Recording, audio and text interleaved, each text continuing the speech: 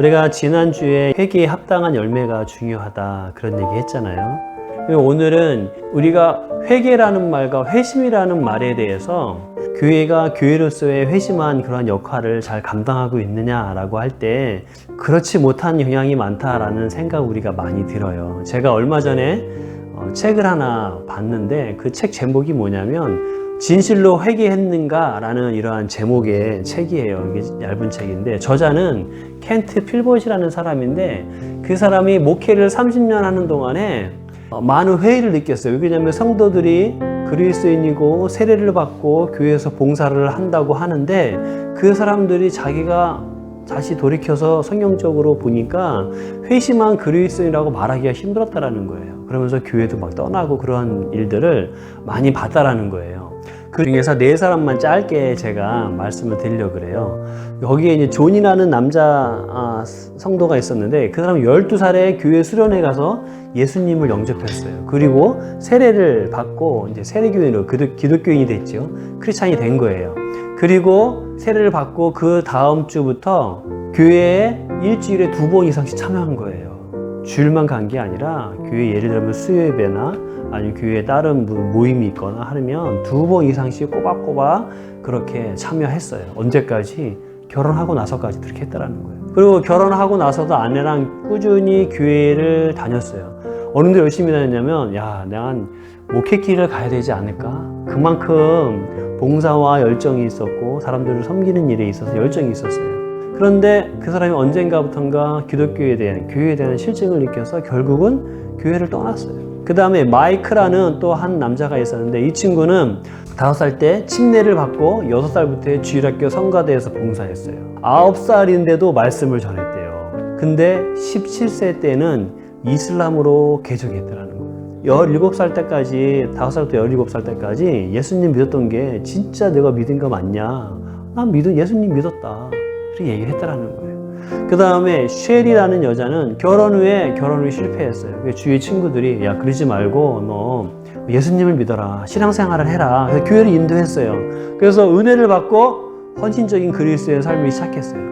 성령운동하는 오순절 계통에 위해서 예배 인도자로 인도하고 교도소에 찾아가서 교도소 사역도 하고 그랬다라는 거예요. 다시 재혼을 했는데 그때는 불신자하고 결혼을 했다는 거예요. 그리고 나서 교회를 떠났어요. 친구들이 충격을 받은 거예요.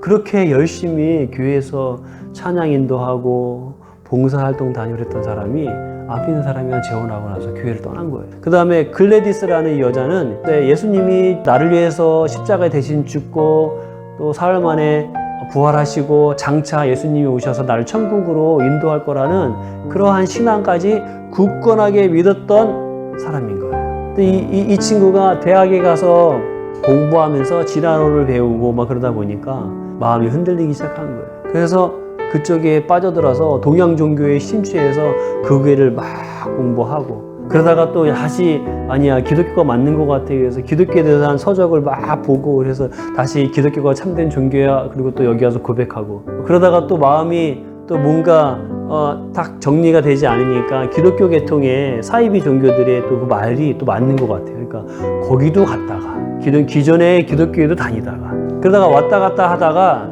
결국은 나는 그리스도인이 아닙니다. 그러면서 포기하고 말았다라는 거예요. 이 사람들은 다 기독교를 결국은 포기하고 나갔지만 이 과정 안에 있는 사람이 여전히 있다라는 거예요. 이 목회자가. 이 사람도 언젠가 이 사람들처럼 떠나는 거 아닐까? 교회를 다니고 있지만 그 사람도 열심히 내고 있지만 이 사람이 진정으로 회심한 사람이냐라고 하는 의문이 들었다라는 거예요. 근데 이 사람들은 교회를 떠났던 교회를 떠나지 않았던 사람을 자기가 상담을 계속 하다 보니까 이 사람들이 입술로는 나는 예수님을 믿습니다. 주님이 날 위해서 십자가 돌아가셨습니다. 나는 죄인임을 믿습니다. 라고 말하지만 그들의 깊은 얘기를 하다 보면 그들은 회심자가 아니었다라는 거예요. 그들은 여전히 세상 것에 대한 집착을 가지고 여전히 하나님에 대한 것을 경험이 있어서 하나님의 살아계심을 믿지만 그들은 여전히 예수님이 나의 삶의 주인으로서 그렇게 거기에 합당한 회개에 합당한 삶을 사는 일에 있어서는 어느 선을 넘지 않는다라는 거예요. 이 정도까지만. 그래서 이 목사님이 목회에 대해서 말씀을 이제는 바꿨다라는 거예요. 좀 더 성경이 말하는 회심에 대해서 믿음에 대해서 예수 그리스도의 복음이고 삶의 변화가 필요하다라고 하는 좀 더 복음의 본질적인 메시지를 계속 전했다는 거예요. 근데 그때부터 열매가 맺어지기 시작했다는 거예요. 그러면서 이분이 뭐라고 말씀하셨냐면, 이렇게 이 사람들이 신앙인으로서의 모습은 겉으로 볼 때는 신앙인 것 같지만 회심하지 않은 그리스도인의 모습을 보이는 이유 중에 하나가 뭐냐면은 기독교화가 됐다라는 건 뭐냐면, 아까 말한 대로 교회 안에서 세례의 절차를 받고 주일 예배를 드리고 때가 되면 직분을 받고 또 필요하면 봉사도 하고 헌금도 하고 기독교적인 언어를 쓰는 그러한 게 몸에 배어 있는 거예요. 이 기독교적인 문화와 그러한 형식과 그러한 행동들을 하면, 아, 나는 회심한 그리스도이냐, 하나님이 보시기에 합당한 그리스도이냐, 이렇게 여기는 분위기가 형성되어 있다는 거예요. 그것이 착각이라는 거예요. 그러면서 그분이 이렇게 썼어요. 많은 사람들이 자기가 거듭난 그리스도인이라고 생각하지만 사실 그들은 단지 기독교화된 것뿐이다. 회심하지 못하고 단지 기독교화된 사람들은 결국 그들의 영적 갈증을 해소하기 위해 기독교가 아닌 다른 것들을 찾는 경향을 보인다. 이렇게 썼어요. 왜? 그 영적 깊숙한 그 갈망이 하나님 안에서 채워지지 않으니까 다른 것으로 채우는 거예요. 우리가 속된 말로 양다리 걸치는 거죠. 근데 자기는 그리스도인이다라고 말하고 있는 거예요. 그러면서 뭐라고 얘기했냐면, 대부분의 경우 사람들은 기독교화가 회심이라고 착각하고 있다. 이렇게 써있다. 이 얘기는 대부분의 사람들이 기독교화가 진짜 성경이 말은 그리스도인이라고 착각하고 있다. 이 얘기인 거예요. 이 얘기가. 또 제가 다른 책을 봤는데 회심의 변질이라는 이러한 소책자예요. 그 책자의 저자는 알렌 클라이더라는 사람인데, 이 사람도 이 기독교화에 대한 거가 얼마나 위험한지에 대해서 얘기했어요. 근데 이 사람은 단순히 기독교화를 넘어서 크리스텐덤이라는 말을 썼어요. 이게 뭐냐면 기독교 국가화된 한 나라가 기독교화되어 있는 크리스찬 국가가 되어서 그 문화 안에 살고 있으면 자기가 성경이 말하는 그리스도인이라고 착각한다는 거예요. 그래서 기독교 안에서 초대교회 이후로는 이 회심은 삶의 변화까지 말하는 거잖아요. 그 사람이 너가 예수 그리스도를 믿냐라는 그 고백에는 이 회심의 중요성을 강조했다라는 거예요. 근데 언젠가부터가 회심의 중요성이 아니라 당신 하나님을 믿습니까? 예, 믿어요. 아까 네 사람 말했잖아요.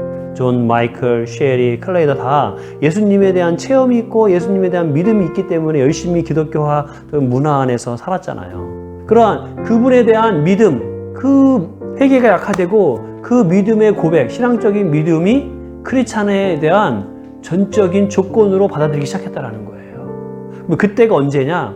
그때가 바로 알렌 크라이더의 주장에 의하면 313년 기독교가 로마에서 공식 종교로 인정받은 때부터라는 거예요. 그 전에는 기독교인들이 핍박이 많았어요. 크리스찬으로 산다는 게 드러나면 직업을 갖거나 세금을 내는 일에서 불이익을 당했어요. 더 많이 부과되는, 때때로는 기독교인을 탄압하기 위해서 그런 정책도 썼단 말이에요. 그래서 기독교인들이 기독교인으로 산다라는 것이 쉬운 일이 아니었어요. 물질적인 손해가 보고 그러는데 기독교인을 하겠어요? 그럼에도 불구하고 기독교인이 된다는 건 뭐예요? 기독교인으로서의 삶의 그 회심이 변화된 그 삶의 가치를 알기 때문에 크리스찬이 되는 거예요. 그러니까 아무나 크리스찬이 될 수가 없는 거예요. 좋은 직장, 좋은 걸 누릴 수 있는데 그걸 포기한다? 쉽지 않은 거예요. 그러한 대가 지불이 쉽지 않았어요. 그래서 그 당시에는 크리스찬들은 양적 성장에 대한 관심이 그렇게 많지 않았어요. 내가 그리스도인으로서 오늘 바르게 살아가는 거, 거기에다 중심을 뒀어요. 그래서 크리스찬이 된다라고 누군가가 교회 공동체 안에 찾아오면 때때로는 의심을 했어요. 저 사람이 진짜 그리스도인이 되려고 하는 건지, 아니면 당국에서 이 기독교인들을 착출하기 위해서 보낸 스파인지를 보내지 않았나 싶어서 검증을 했단 말이에요. 그래서 그리스도인이 된다라는 게 믿어도 함부로 예배 드리는 공동체 안에 함부로 데려오지 않았어요. 왜? 여기가 발각이 되면 큰일 나니까. 쉽게 크리스찬으로 들어오지 않았어요. 그래서 크리스찬이 되기 위해서 교리 공부도 시키고 일주일에 한 번씩 만나서 삶을 점검하고 그렇게 합니다. 그 일이 1년이 아니라 때때로는 3년도 가고 막 그래요. 그러면서 그들이 삶의 회심의 그 변화됐는지 안 됐는지에 대한 중요한 4가지가 있었는데, 그게 첫째 뭐냐면은 나그네를 대접하는 삶을 사는지, 두 번째 죄수를 찾아가서 그들을 위로하는지, 세 번째 물질을 나눔을 하고 있는지, 네 번째 원수를 용서하는 삶을 살고 있는지, 이 삶의 열매가 있는지 아닌지를 점검했다라는 거예요. 그리고 신앙의 고백을 확인하고 다 봤을 때 교회 공동체 안으로 받아들였다라는 거예요. 그만큼 그냥 저는 하나님을 믿는데요, 그런다고 받아주지 않았다라는 거예요. 회개에 합한, 회심에 합한 삶을 살았는지를 봤다라는 거예요. 근데 313년 기독교가 밀라노 칙령에서 기독교로 합법화한 다음부터 기독교가 핍박이 없어졌어요. 근데 이게 왜 합법화가 됐냐면은 312년에 무슨 일이 있었냐, 로마에 312년 10월에 콘스탄티누스라는 그러한 사람이 있었어요.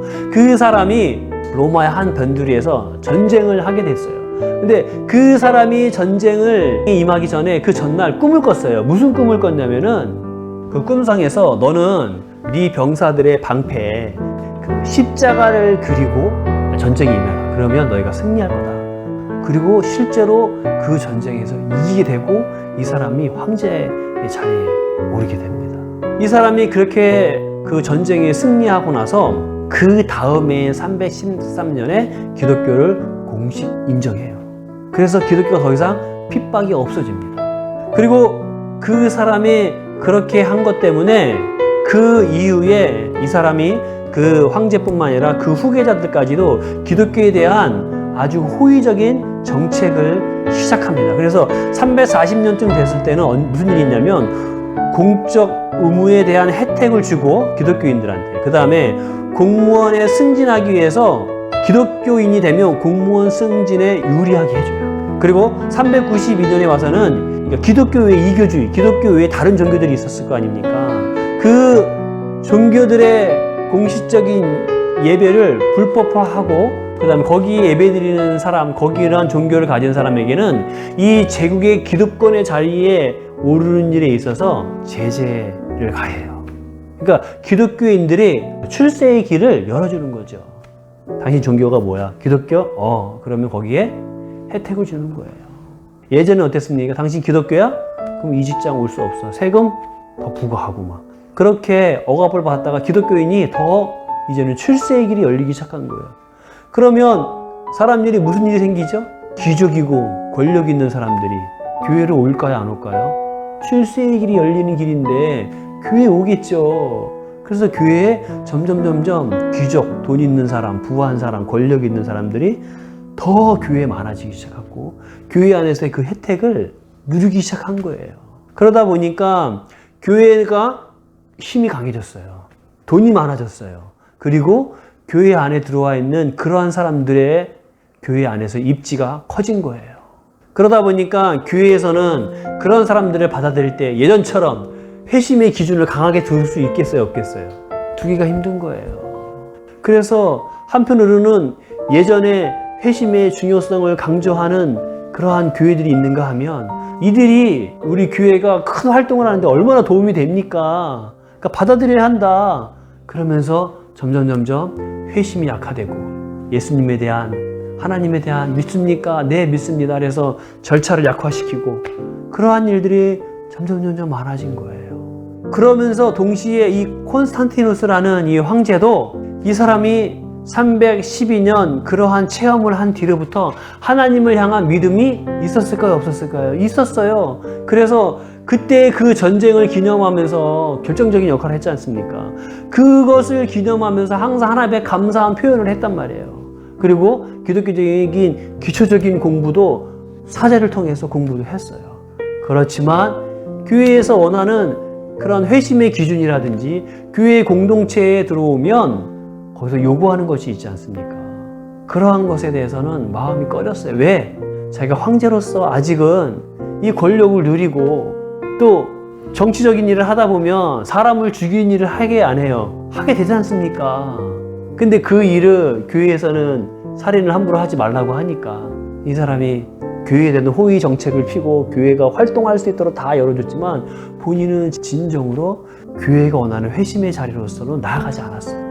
그러면 황제가 그러기 전까지 일반 역사 안에서는 이 황제가 312년 그 경험을 통해서 이 사람은 기독교인이 됐다라고 일반적으로 역사학자들은 그렇게 얘기하지만 기독교의 회심의 관점에 봐서는 그 사람은 그때 회심한 게 아니에요. 하지만 그 사람이 황제로서의 그 일을 하면서 자기 때문에 수많은 사람들이 기독교화 됐어요.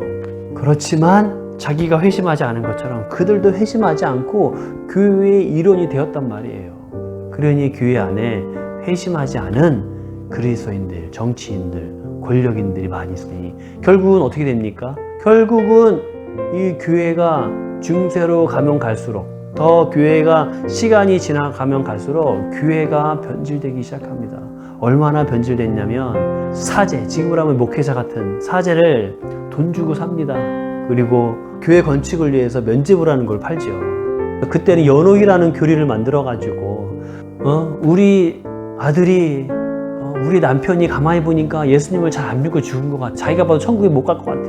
그런 사람들이 연옥에 있는데 그 사람들을 천국으로 올려보낼 수 있는 길이 있어요. 너가 이 예배당을 짓는 일에 헌금 얼마, 지금으로 말하면 너 1,000만 원, 2,000만 원 하면 그들이 천국으로 가. 너가 그렇게 헌금을 하면 너 자녀가 복받아.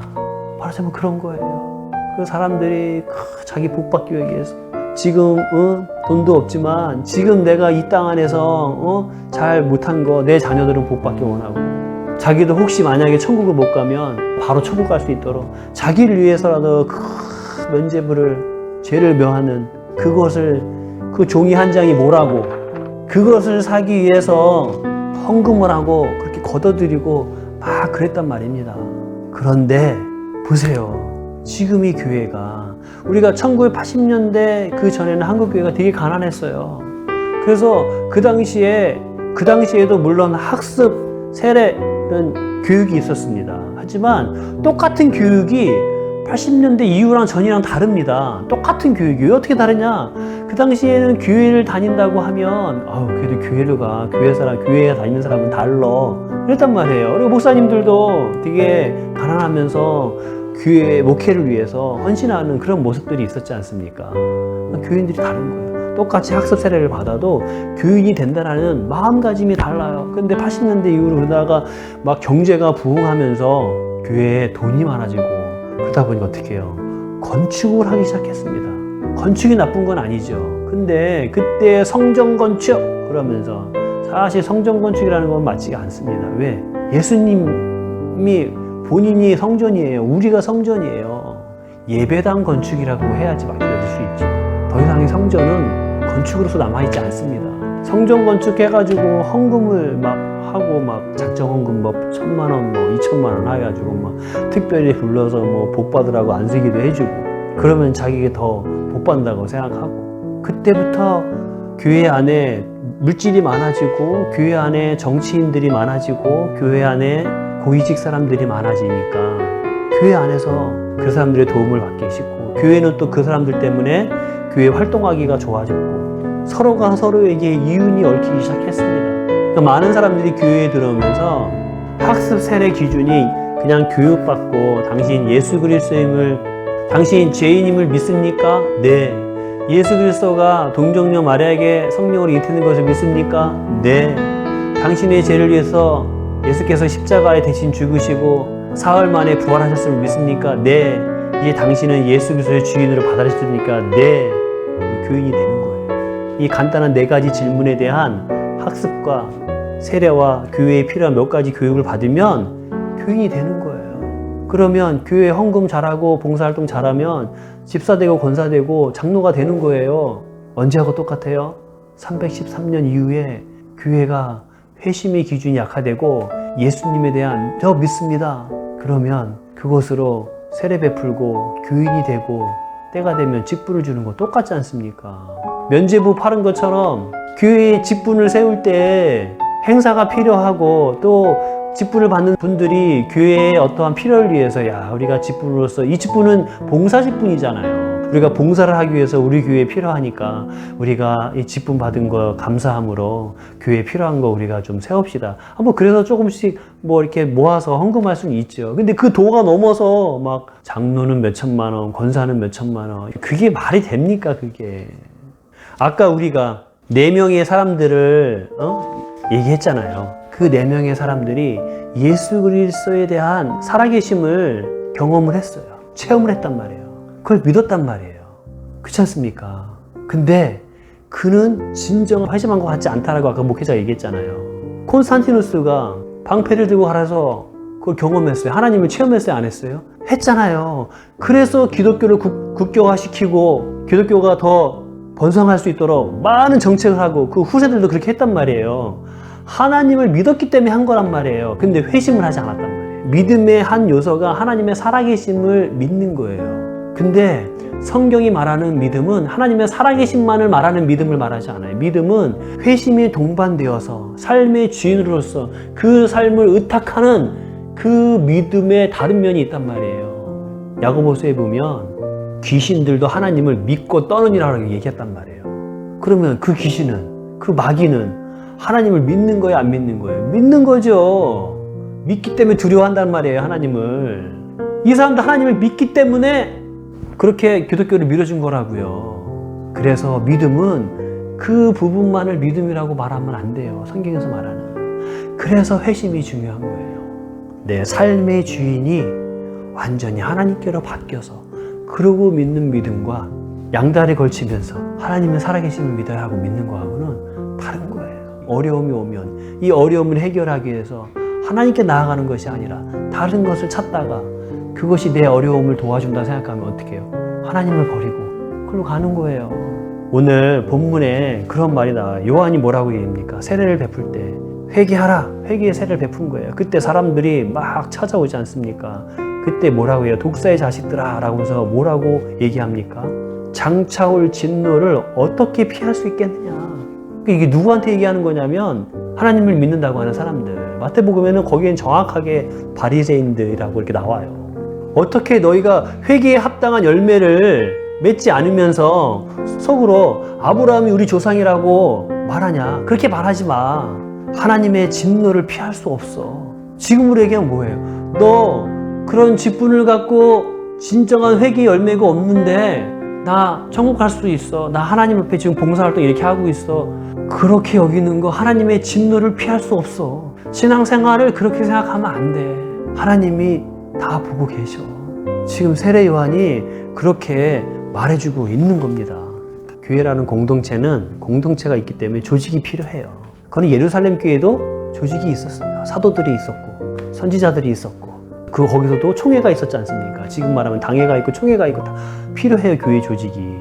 근데 이러한 교회의 조직이 영혼들을 하나님 앞에 성도로서 그들의 삶이 하나님의 뜻에 살아가기 위해서 섬기기 위한 조직이 되어야지, 성도들이 교회의 조직을 위해서 거기에 헌신되어 있는 하나의 사람들로, 물질로 그렇게 사용되기 시작하면 교회는 타락한 거예요. 교회가 건축할 수 있죠. 교회가 행사할 수 있죠. 하지만 그 모든 것들은 교회 조직을 위해서 있는 게 아니에요.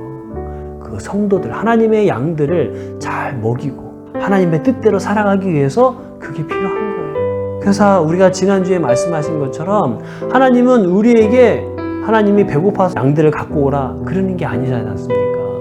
지난주에 읽었던 말씀을 제가 읽어드리고 우리가 기도하고 마치려고 합니다. 이사야 1장 11절부터 13절, 55장 7절이에요. 여호와께서 말씀하시되 너희의 무수한 재물이 내게 무엇이 유익하뇨? 나는 숫 양의 번제와 살찜 짐승의 기름에 배불렀고 나는 수성아지나 어린 양이나 숫 염소의 피를 기뻐하지 아니하노라. 너희가 내 앞에 보이러 오니 이것을 누가 너희에게 요구하였느냐? 내 마당만 밟을 뿐이니라. 헛된 재물을 다시 가져오지 말라. 분향은 내가 가증히 여기는 바요 월삭과 안식일과 대회로 모이는 것도 그러하니 성애와 아울러 악을 행하는 것을 내가 견디지 못하겠노라. 악인은 그의 길을, 불의한 자는 그의 생각을 버리고 여호와께로 돌아오라. 그리하면 그가 긍휼히 여기시리라. 우리 하나님께로 돌아오라. 그가 너그럽게 용서하시리라. 신앙생활을 한다라는 것은 하나님 앞에 하는 거예요. 나의 욕심을 채우기 위해서 하는 게 아닙니다. 하나님의 말씀에 순종하는 것이 때때로는 어려워요. 그렇지만 그것이 나를 살리고 내 옆에 있는 사람을 살리기 위해서 그렇게 포기하라고 하고 내 것을 버리고 또 때로 용서하고 또 끌어안고 하라는 거예요. 결국은 그게 나를 살리고 이웃을 살리는 거기 때문에 우리가 하나님 앞에 우리 자신을 돌아보고 또 하나님 우리 교회가 회심이 변질되지 않고 다시 회개의 열매가 합당한 그러한 교회의 제도가 되고 그러한 메시지가 교회에 살아나고 그러한 성도들이 교회 안에 새롭게 세워지도록 우리 이 시간에 같이 기도하겠습니다.